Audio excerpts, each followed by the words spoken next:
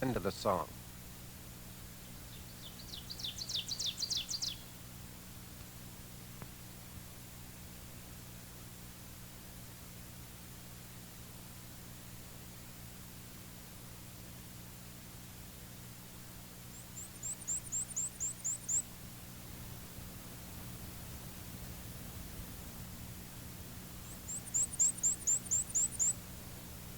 Many birders consider the brilliantly colored wood warblers the gems of North American bird life.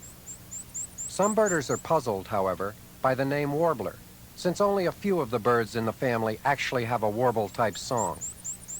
The 9 common species covered here begin with warblers having simple vocalizations and proceed to warblers with more complex songs. The first 8 species have songs which are relatively easy to learn. The 9th, the American redstart, will give you a taste for the complexity which is characteristic of some other warbler vocalizations. Our first bird is the black and white warbler.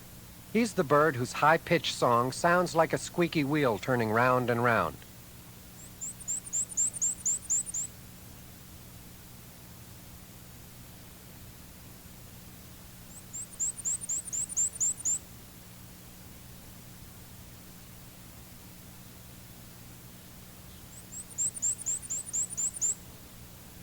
This warbler's song is a repetitious, two-noted wheeza, wheeza, wheeza, wheeza. Here's the black and white warbler again.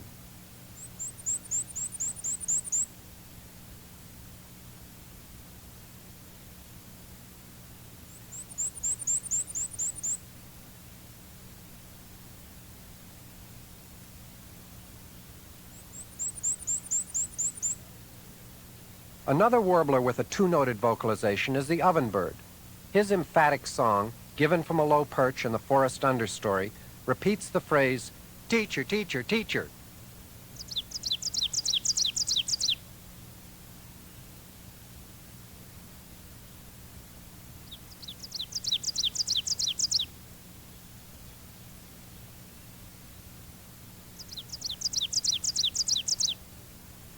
Note how the phrases often grow louder toward the end of the song.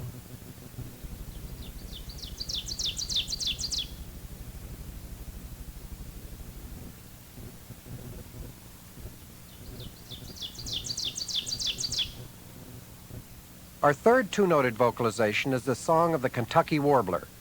Listen to his repetitious chiree, chiree, chiree, chiree.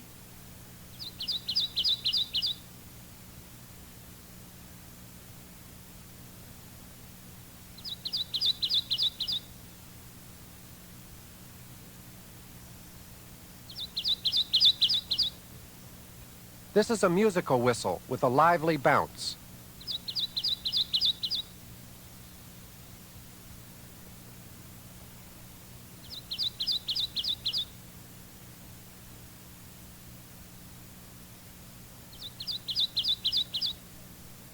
Now for a close comparison, here's a non-warbler species, the Carolina wren, with his own two-noted song.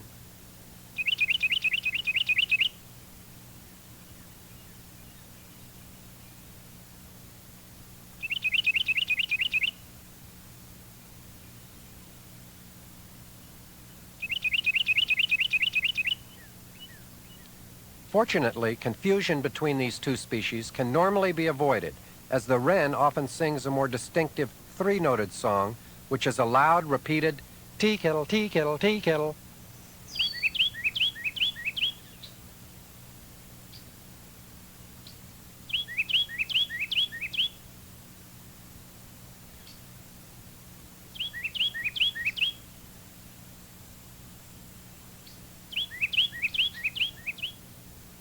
The Carolina wren may sing at any time of day and in every month of the year.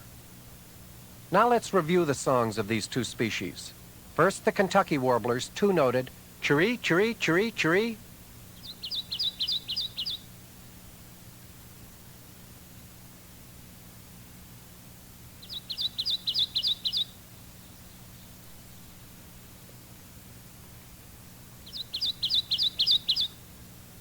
Next, the two- and three-noted songs of the Carolina wren.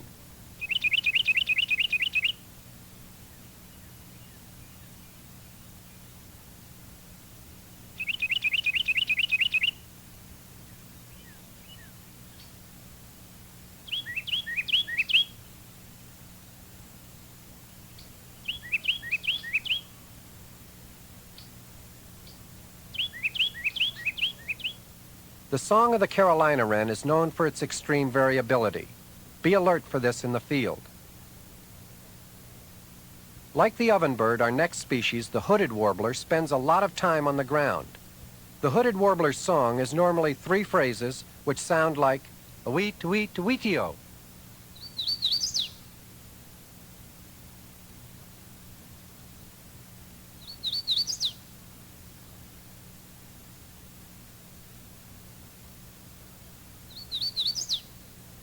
Listen especially for the emphasis and jump in pitch, which comes in the 3rd phrase, tuitio.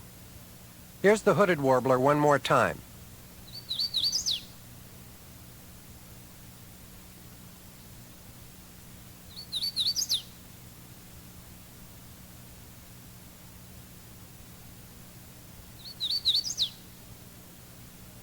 The common yellowthroat is found throughout eastern North America during the breeding season. Like many species with extensive ranges, birds of one region may sound different from birds of another region. Just as human dialects have differing intonations and phrasing, bird vocalizations may vary regionally. If your birding takes you on the road, be prepared to learn and appreciate some of these regional dialects. The classic yellowthroat song is often represented as witchity, witchity, witchity.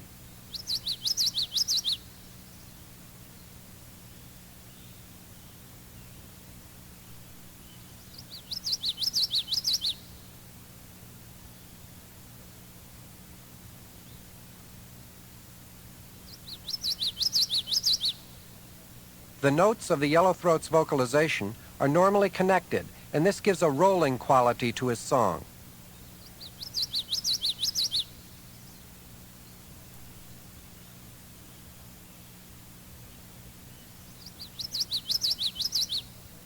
Sometimes each phrase has only 2 syllables.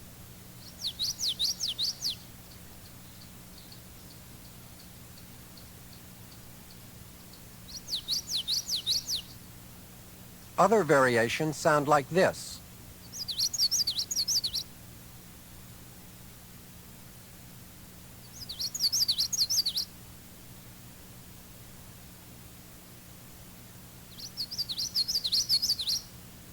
Or this.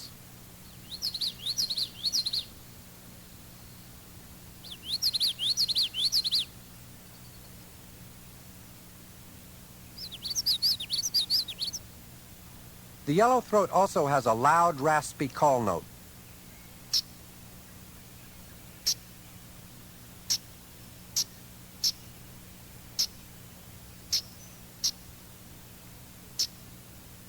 Now let's hear the typical witchity witchity song one more time.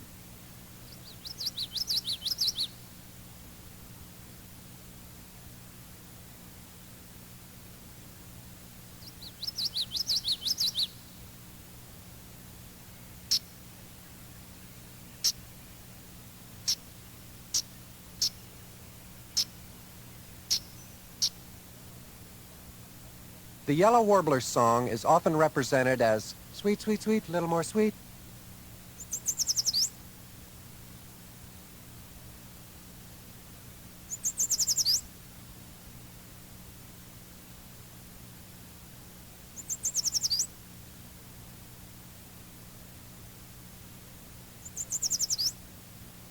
The bright, perky song of this species may be heard in a wide variety of habitats. Here's the yellow warbler one more time.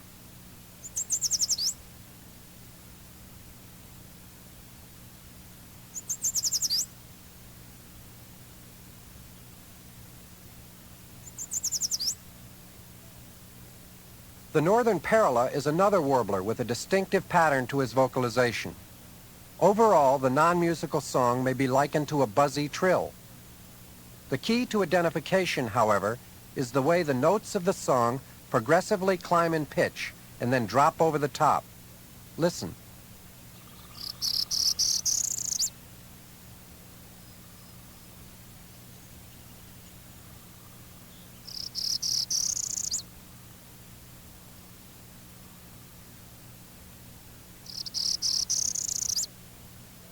While the song just heard progresses by discrete steps, another variation glides to the top.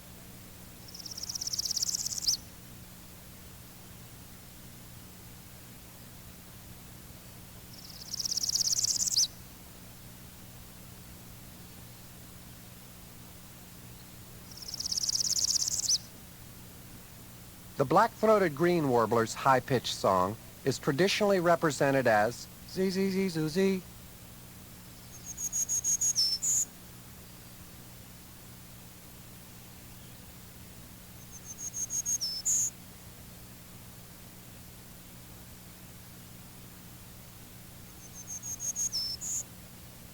Another common song of the black-throated green is a slower, buzzy, trees, trees, murmuring trees.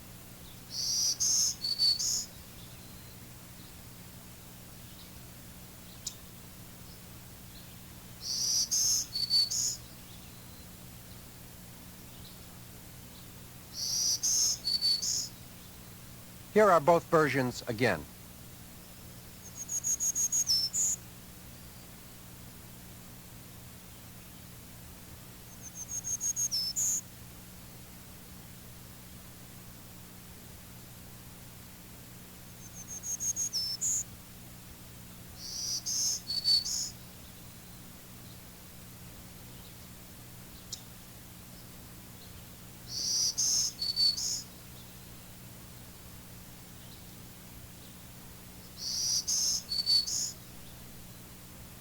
Our final warbler is the most difficult from a vocalization point of view. The American redstart has a variety of songs, which individual birds may sing in succession. A standard song of the redstart is a series of similar high notes followed by a lower final note, C-C-C-C-O.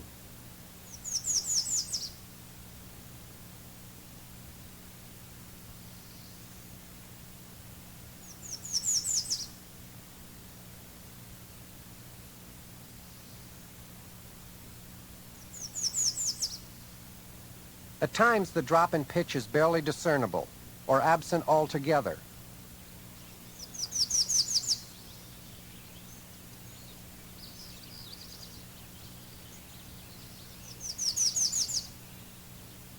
The redstart also has a two-noted song which is similar to the black and white warbler.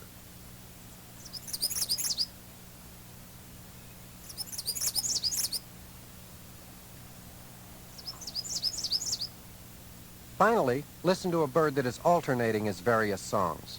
You'll hear a variety of phrases. Even the best students of birdsong can be fooled by the redstart, so use whatever opportunities arise to study the songs of this species in the field.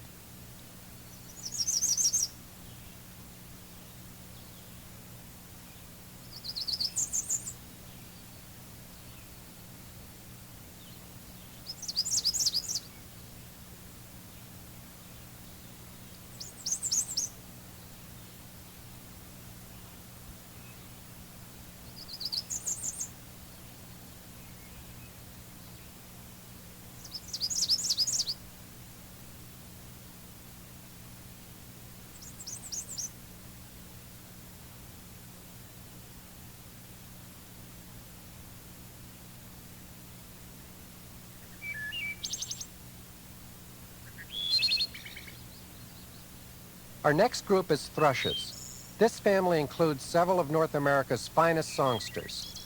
We'll learn 3 species: wood thrush, veery, and hermit thrush. These woodland minstrels all have beautiful flute-like songs. Let's begin with the wood thrush, a summer resident in all the eastern states. We heard his vocalization in the introduction. Here's the wood thrush again.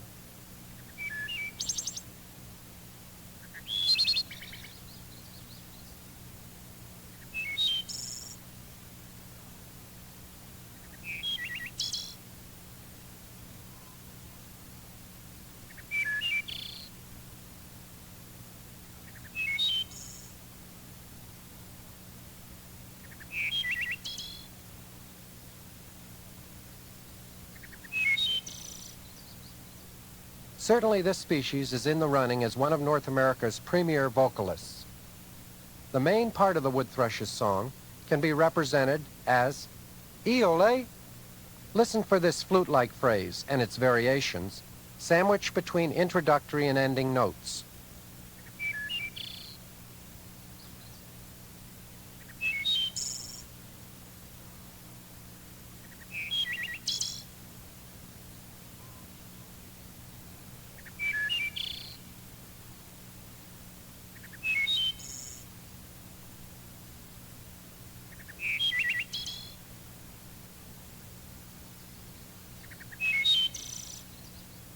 The final phrase, a series of fast fluttered notes, sometimes sounding like a metallic trill, is also helpful in distinguishing the wood thrush.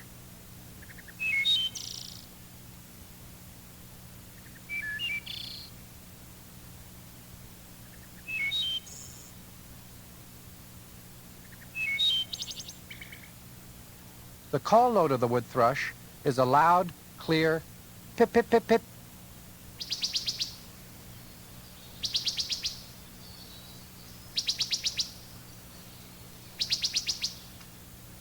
Listen again to the eole and the fluttered ending.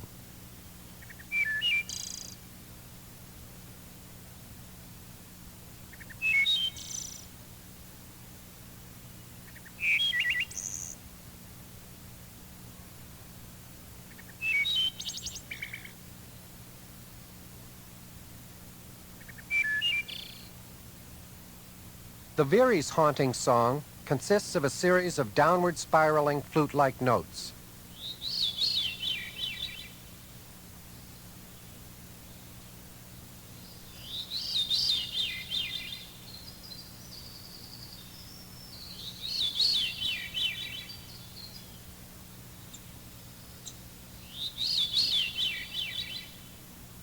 Listen for the descending pitch of the successive spirals.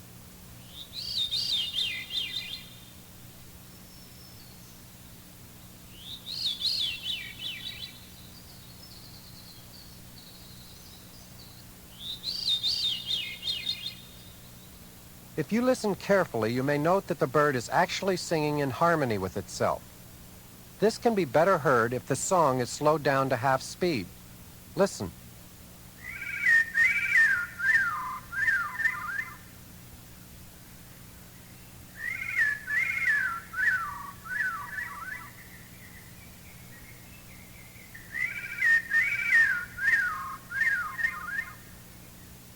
Recall our discussion of the avian syrinx in the introduction.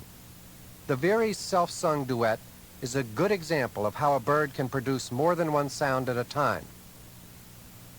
Now let's get back to normal speed and listen to the Veery's call note, a vocalization that seems to repeat the bird's name. Veer, veer.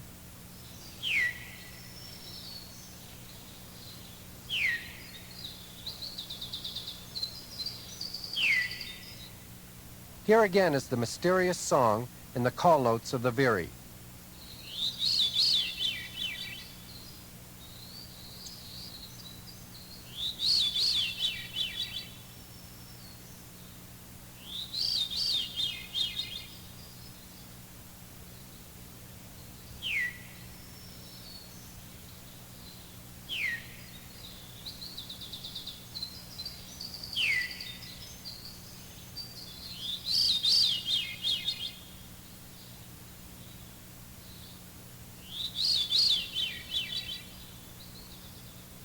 The hermit thrush's song is another beautiful vocalization. Its ethereal flute-like melody is best recognized by the long, relatively low introductory note.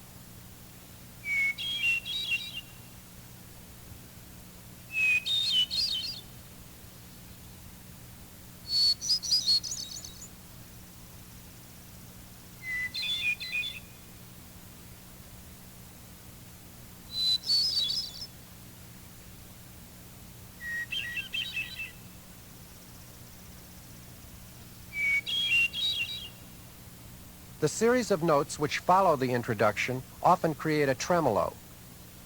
Listen again to the hermit thrush's song, with its single, low introductory note and higher tremolo-like phrases. Note how the pitch varies considerably within the song.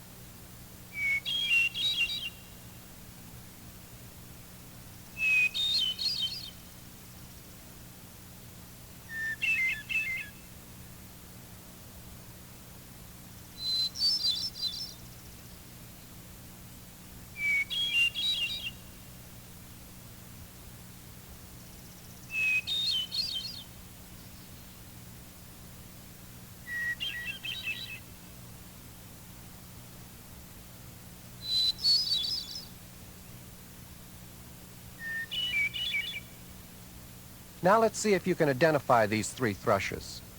Listen for the eole and the final flutter notes of the wood thrush, the downward spiraling song of the veery, and the long, low introductory note of the hermit thrush. We'll rearrange the order, so listen carefully. First,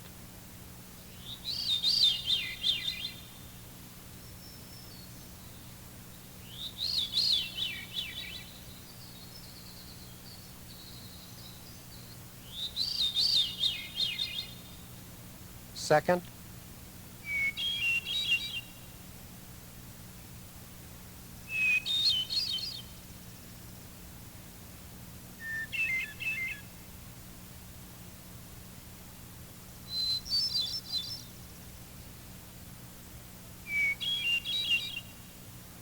and third.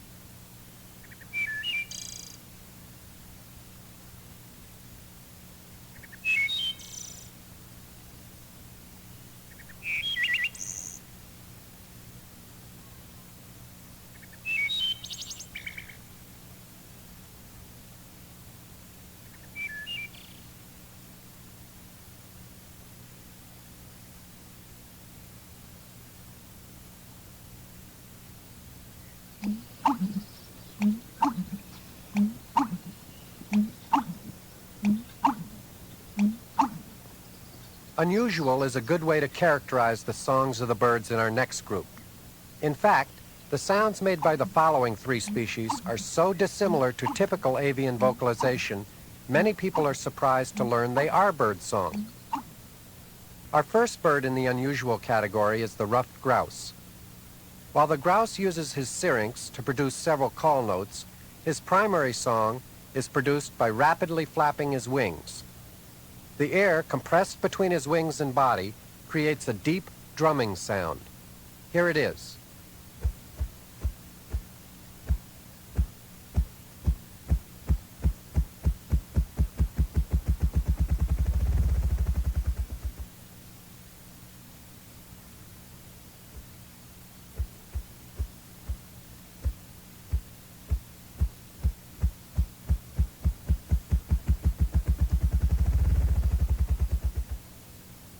Male ruffed grouse often have a favored drumming log or perch in their territory from which this display is given, complete with fan tail and raised ruff.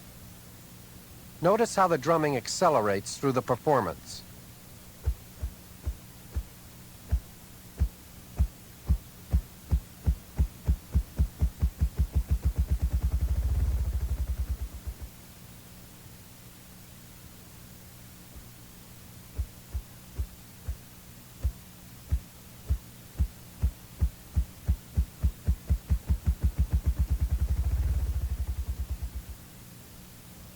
Our second unusual songster is the American woodcock. We met him in the group of birds with simple songs because of his opening, peen, peen. Once the woodcock takes to the air, however, his song is anything but simple. Listen to the initial peening phrases, followed by a remarkable series of airborne chips and chirps.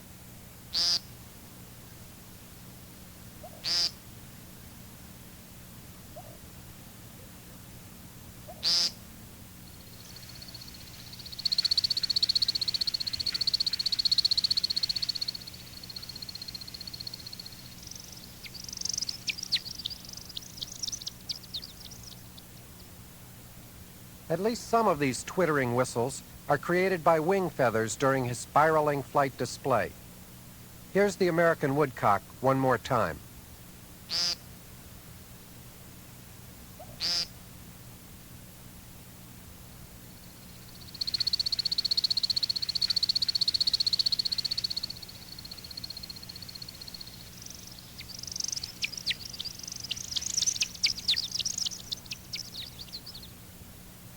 Our last unusual songster, the American bittern, is perhaps the most remarkable.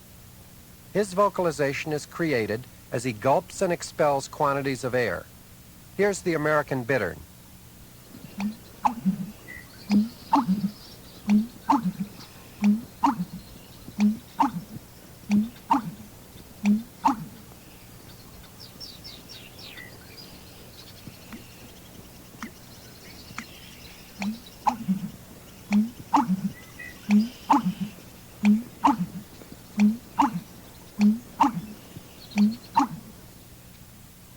This unique sound can be represented as wonk-ka-chunk, wonk-ka-chunk.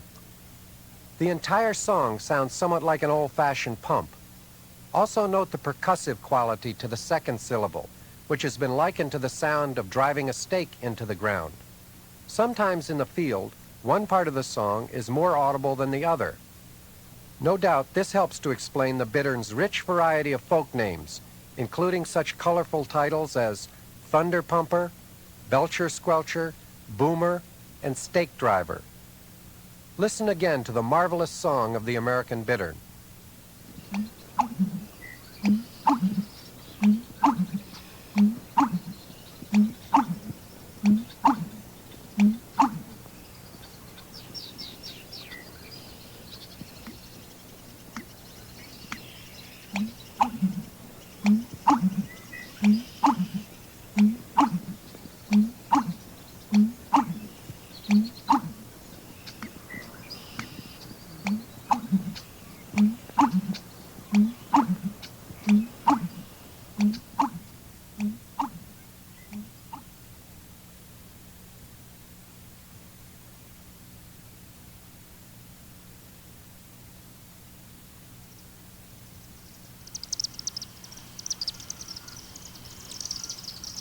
Our final group, miscellaneous, includes 4 species which do not fit well into any of the other categories.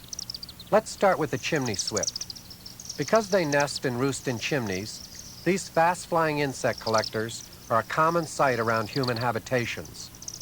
The call of the chimney swift, given in flight, is a continuous series of chips and twitters.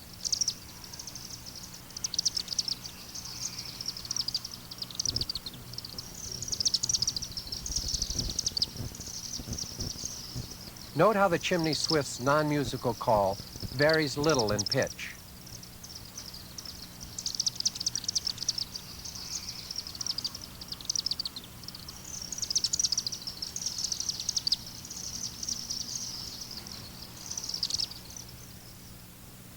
A much more emphatic vocalization is that given by the white-eyed vireo. Unlike the generally mellow songs of the other vireos we have studied, the white-eyed song is a sharp chick-purweo chick.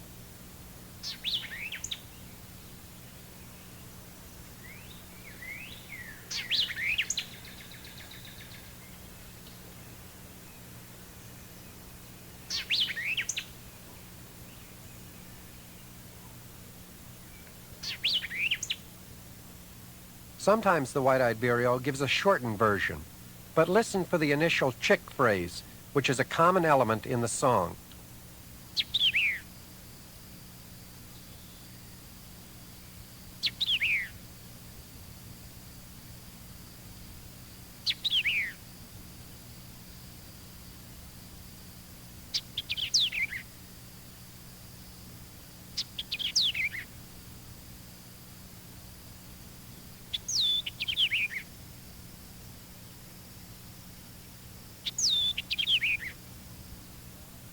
The song of the eastern bluebird can be thought of as a soft warble with rich whistle notes and occasional chattering.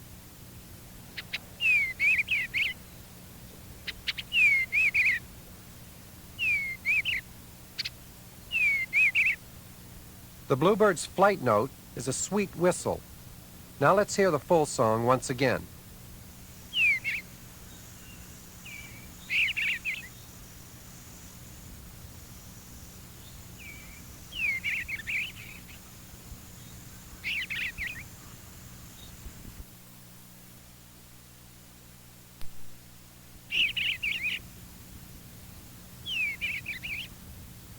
Our final bird is the rufous-sided towhee. You may hear this species scratching about in the leaves searching for a meal. The towhee's song is comprised of 2 clearly whistled notes followed by a trill.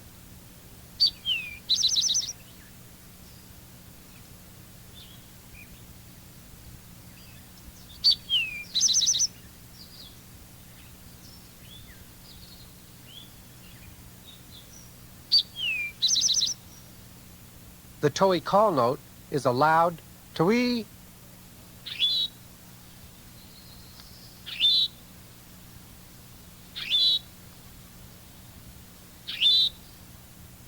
Now back to the song.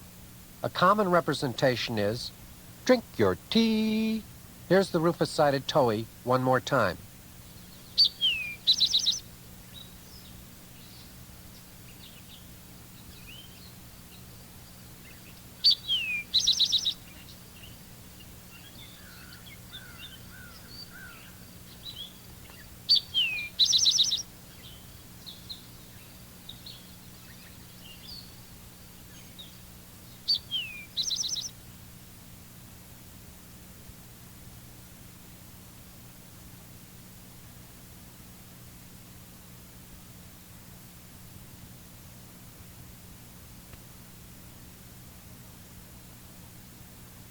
This final cassette side is a review.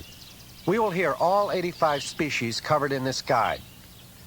The review groups are organized by habitat and/or region, and will thus give you a chance to test your birdsong identification skills in a context different from the learning groups.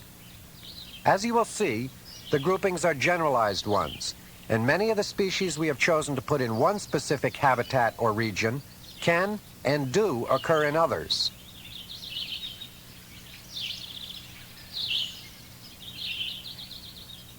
Our first habitat is a generalized forest. The species included here occur in a variety of eastern woodlands. Listen to these 10 species that are often found on the forest edge. 1,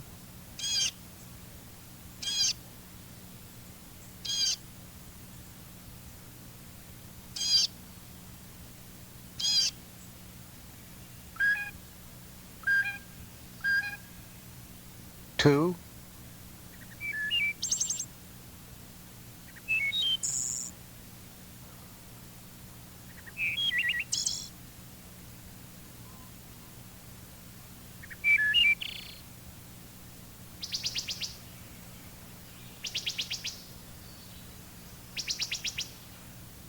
3,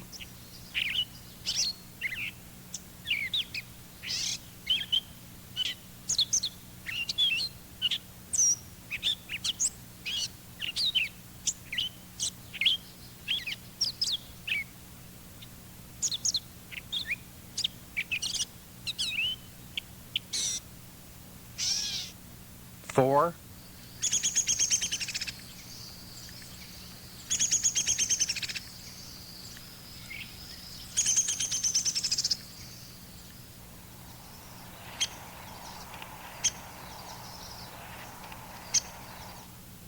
5,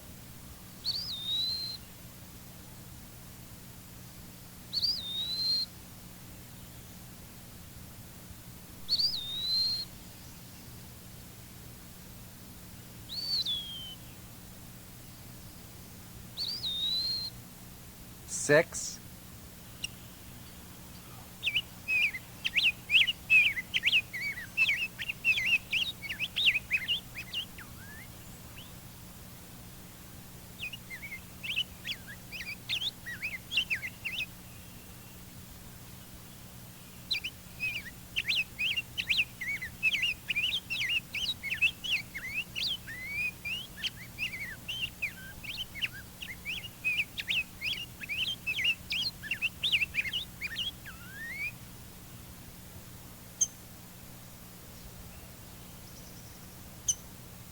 7,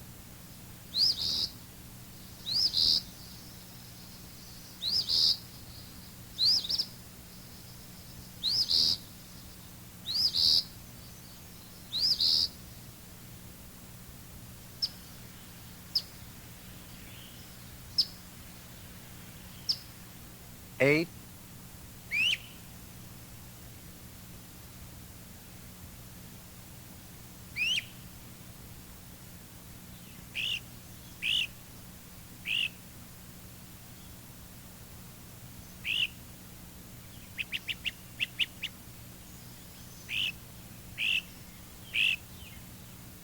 9,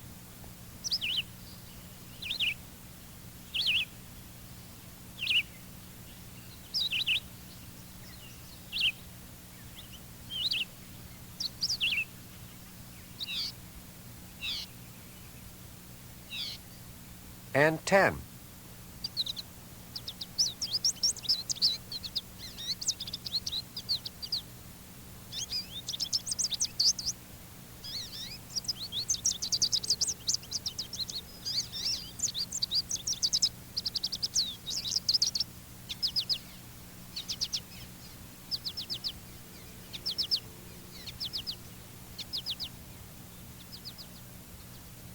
Now 11 woodland birds often found in the forest interior. 1,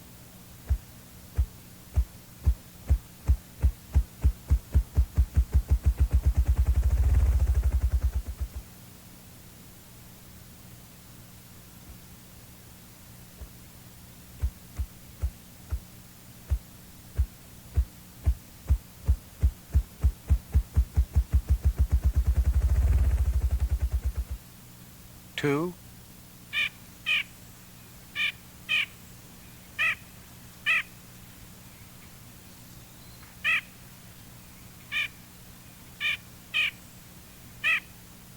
3,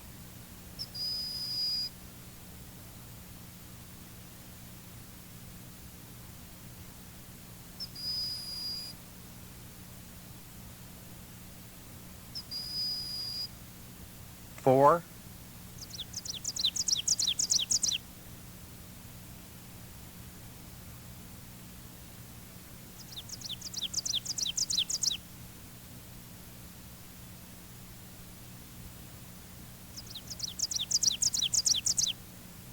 5,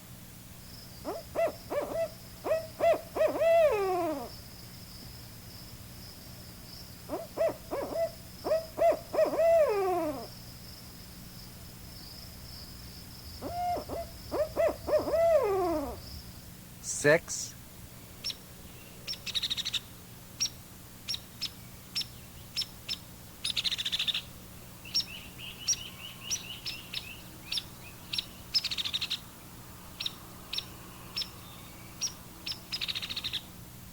7,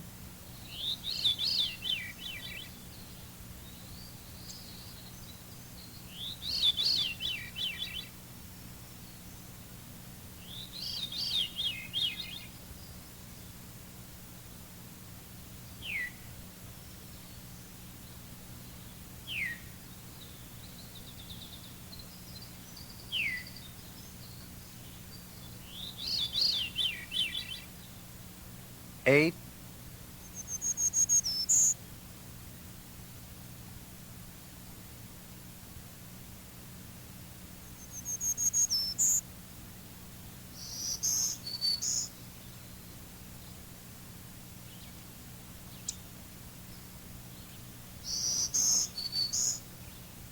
9,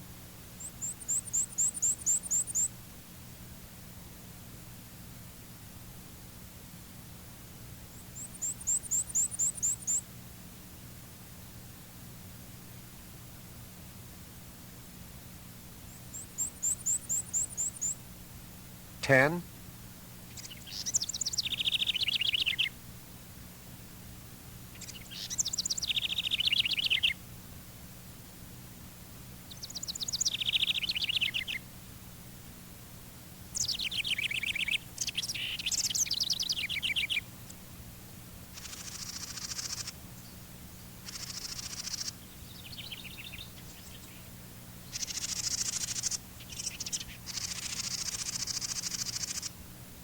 and 11.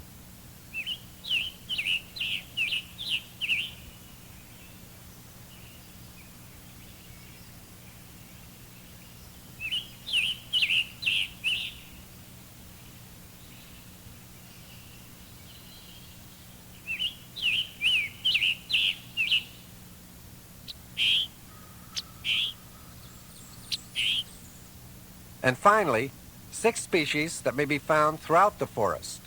1,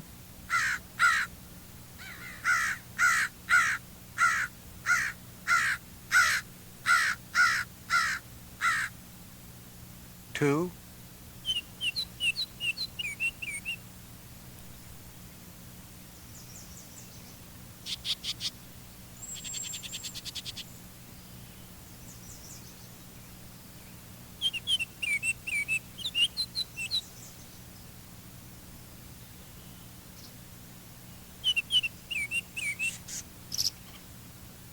3,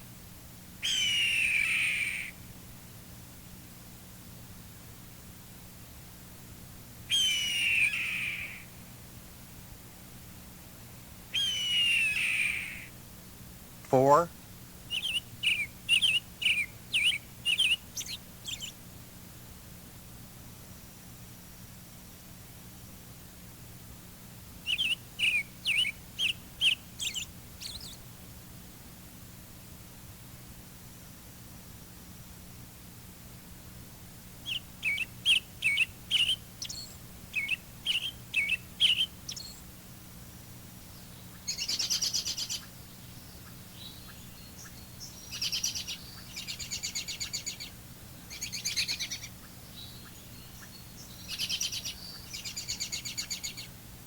5,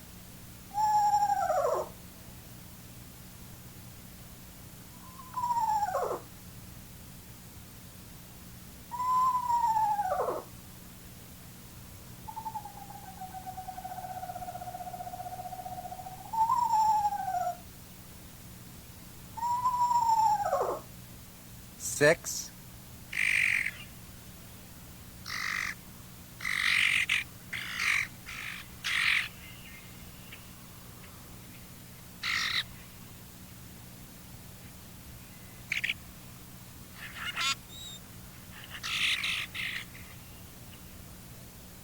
Our next habitat is a freshwater wetland.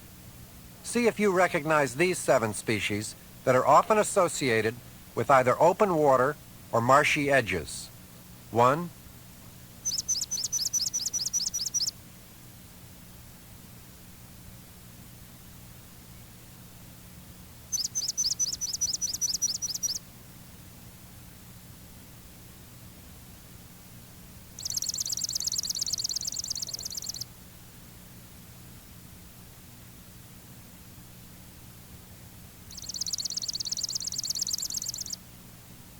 2,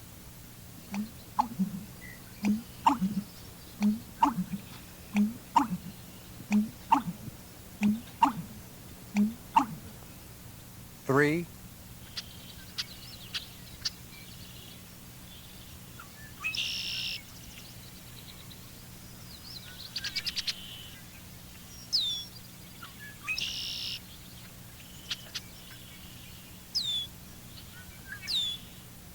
4,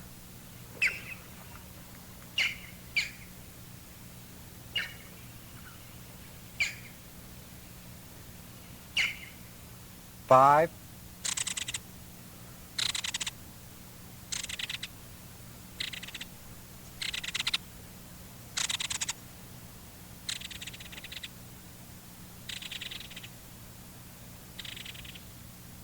6,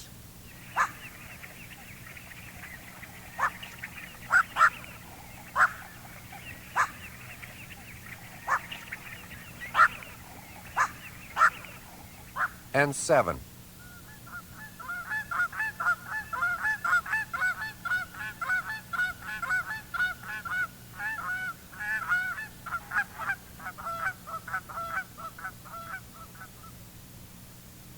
Now let's return to woodland birds. The next 10 species are typically associated with southern forests. 1,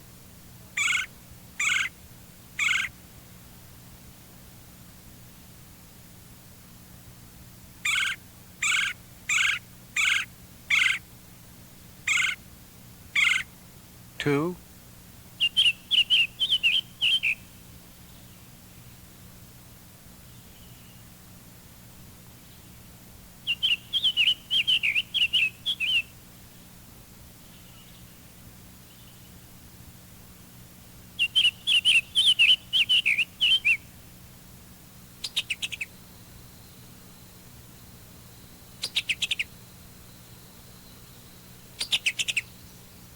3,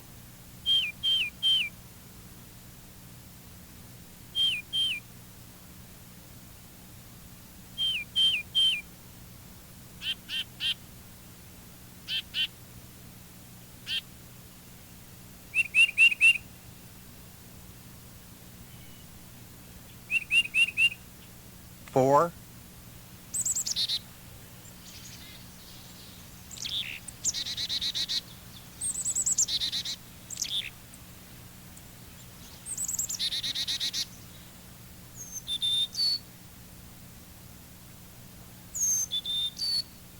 5,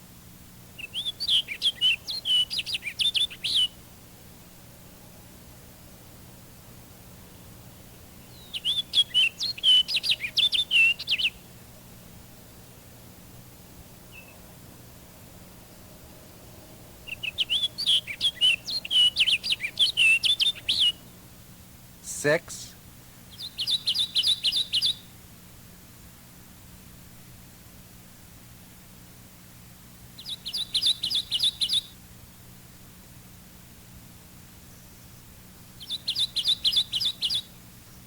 7,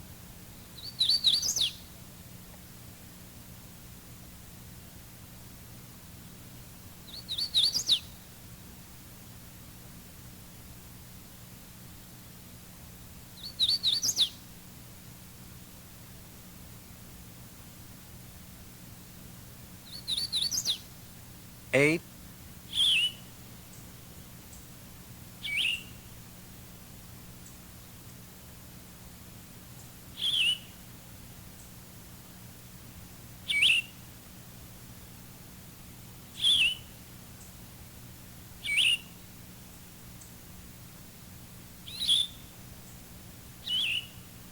9,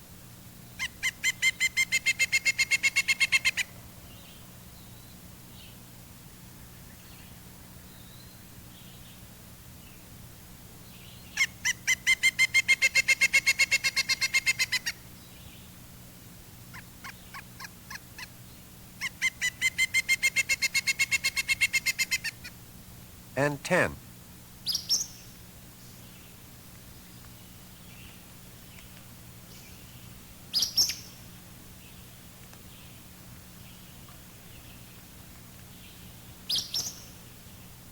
The next group of 8 birds is often associated with northern forests.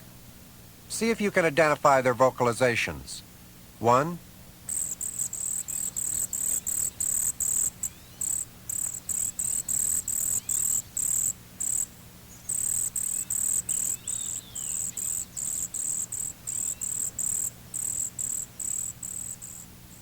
2,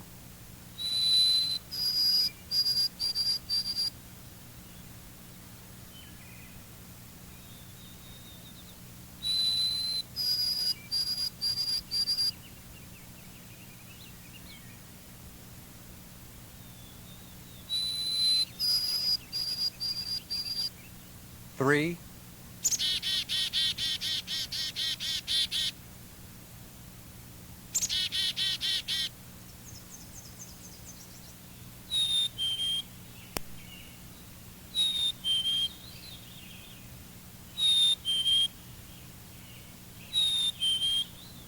4,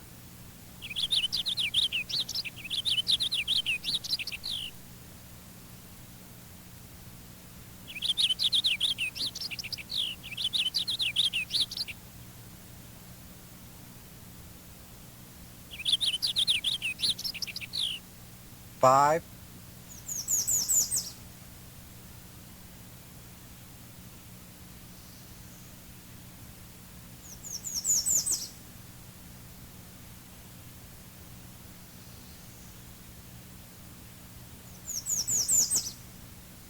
6,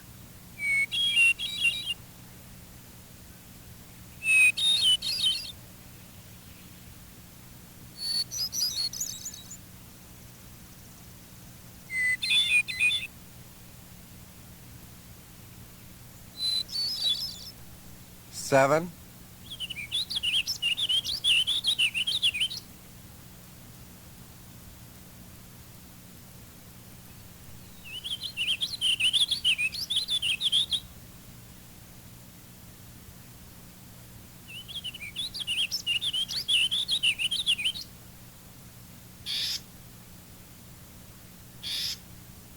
8.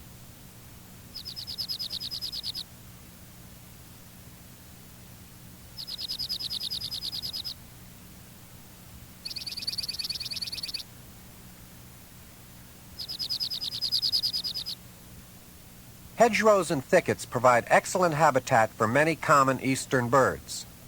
Here are 9 species that regularly take advantage of this dense cover. 1,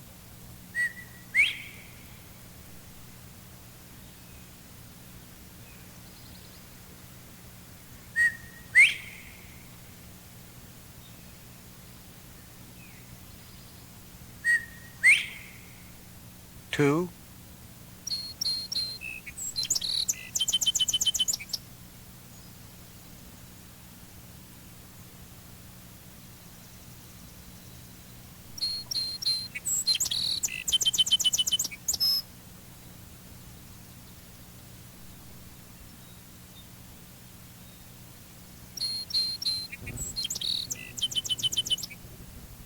3,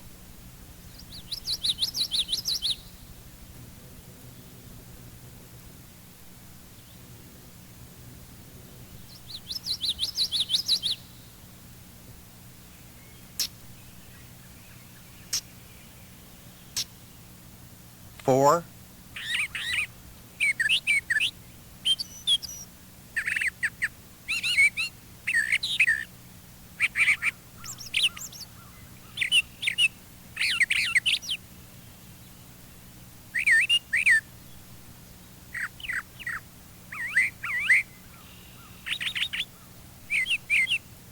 5,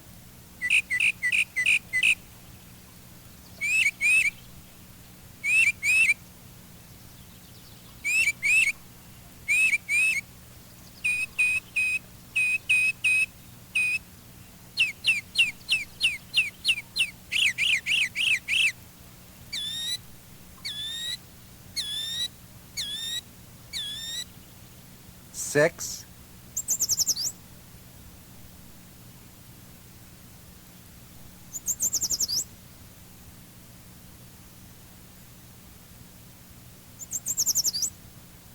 7,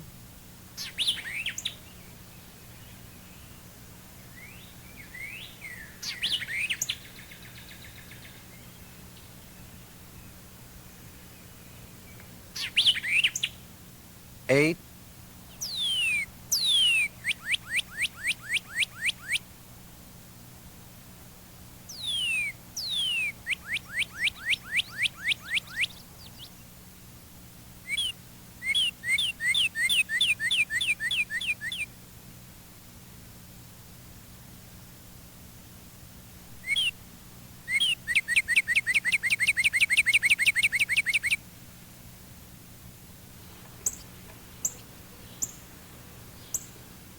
and 9.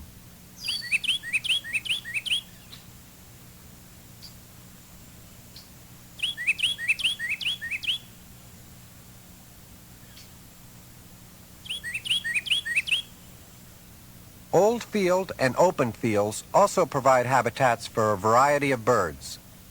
Listen to the following 7 species that are often found in fields. 1,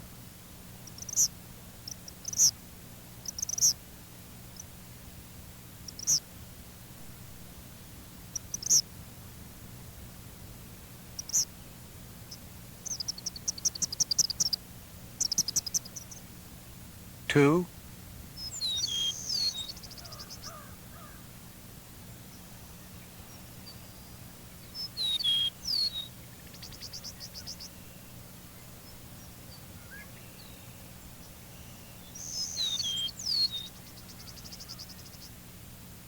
3,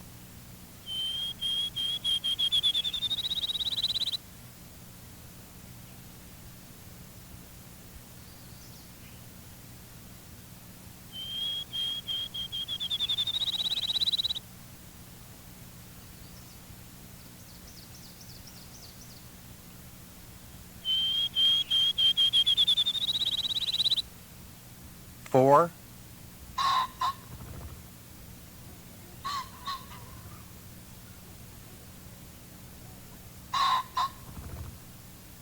5,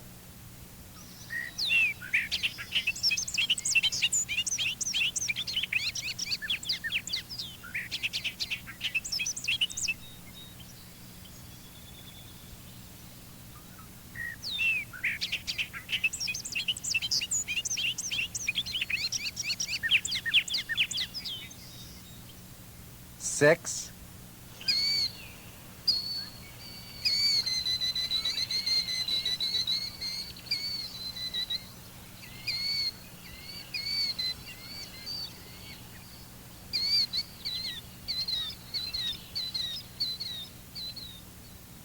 7.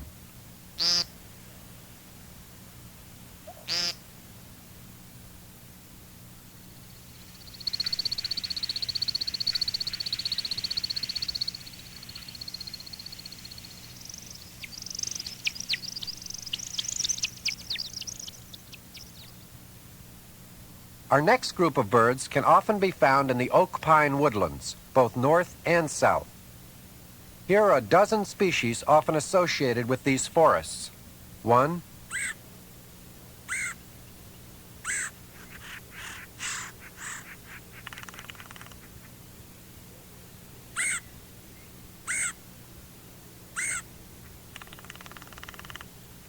2,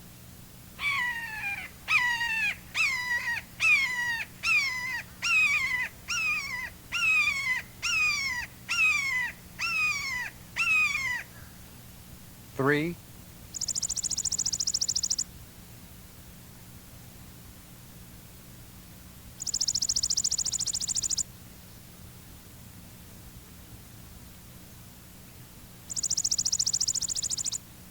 4,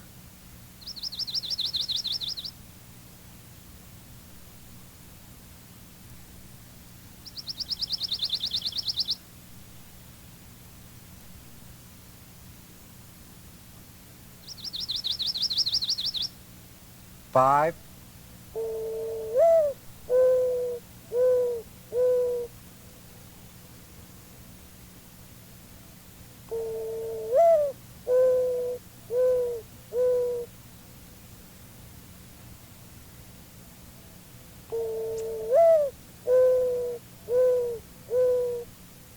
6,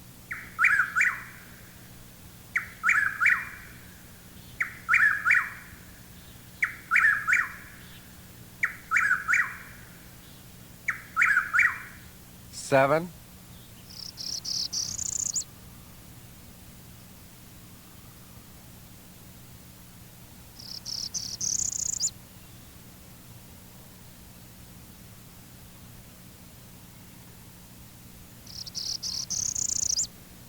8,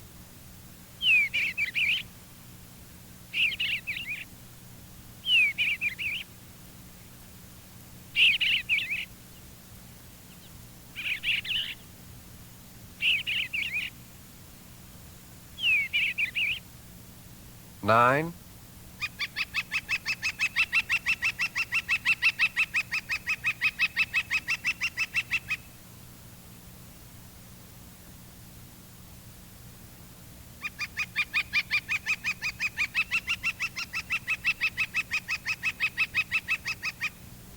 10,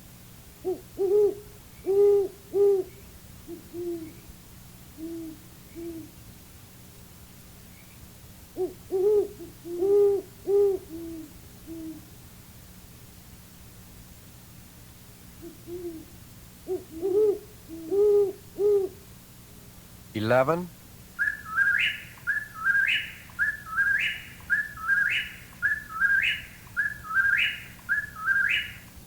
12.